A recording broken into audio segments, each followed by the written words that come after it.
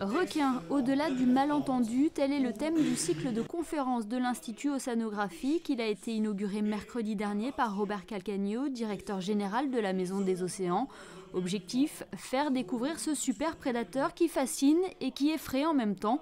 Car nombreux sont ceux qui ont une image négative du requin, une image de prédateur sanguinaire, notamment véhiculée dans des films tels que Les Dents de la Mer. On va tout au long de l'année essayer d'argumenter et de démontrer, 1, que les requins ne sont pas si menaçants que ça, 2, que les requins sont fragiles et sont menacés par l'homme, et 3, que les requins sont utiles, on pourrait même dire indispensables à l'équilibre des biosystèmes marins, et que si les requins venaient à disparaître ou tout simplement à se raréfier, cette disparition aurait des conséquences dramatiques sur le bon équilibre des océans.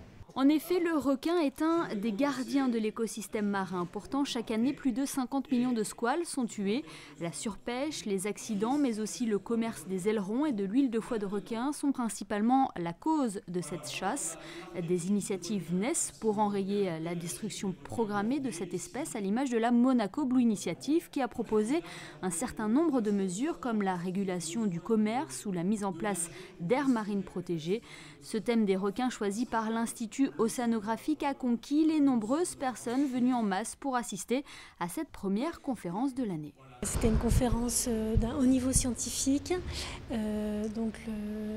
l'intervenant en fait nous a beaucoup appris sur à la fois donc la qualité des requins qui ne sont pas si menaçants que ça, qui sont essentiellement menacés et très utiles dans les chaînes alimentaires.